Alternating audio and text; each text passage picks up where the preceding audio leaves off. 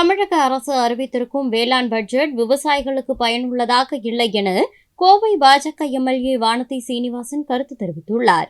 தனியாக விவசாயிகளுக்கென்று விவசாயத்திற்கென்று எந்த ஒரு முக்கியமான அல்லது ஒரு தொலைநோக்கு பார்வையான திட்டங்கள் எதுவும் இல்லாமல் கம்பராமாயணம், சீவக சிந்தாமணி, புறநானூறு, திருக்குறள் இவற்றில் இருக்கின்ற அத்தனை அழகழகான அந்த பாடல்களை எல்லாம் எடுத்து போட்டு எவையெல்லாம் மத்திய அரசினுடைய முக்கியமான திட்டங்களோ, அதாவது சிறுதானிய இயக்கம், மில்லட் மிஷன், தேனீ வளர்ப்புக்கென்று தனியான இயக்கம், ஹனி மிஷன், ஆர்கானிக் ஃபார்மிங், திரும்ப திரும்ப ஒவ்வொரு முறையும் பிரதமர் அதை பத்தி பேசிட்டு இருக்காரு.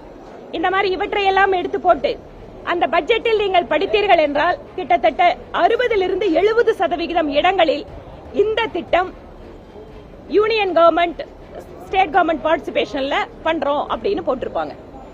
இதுல இருந்து நம்ம புரிஞ்சுக்கலாம் எவையெல்லாம் மத்திய அரசினுடைய முக்கியமான திட்டங்கள், முக்கியமான நிதிகள். குறிப்பா சொட்டு நீர் பாசனம். சொட்டு நீர் பாசனத்திற்கு மானியம் கொடுப்பது அப்படிங்கிறது மெஜாரிட்டி பணம் சென்ட்ரல் கவர்மெண்ட்ல இருந்து கொடுக்கிறது. இவையெல்லாம் ஒருங்கிணைத்து ஒரு தனியான ஒரு பட்ஜெட்டை இங்க மக்களுக்கு கொடுக்கறத மாதிரி கொடுத்திருக்காங்க.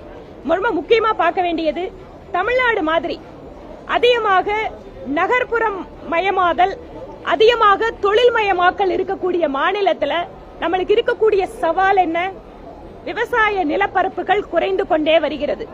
விவசாய தொழிலாளர்கள் அந்த துறையிலிருந்து வெளியேறி போயிட்டே இருக்காங்க. அதனால ஒரு பக்கம் தொழிலாளர் பற்றாக்குறை, இன்னொரு பக்கம் நிலப்பரப்புகள் குறைவது.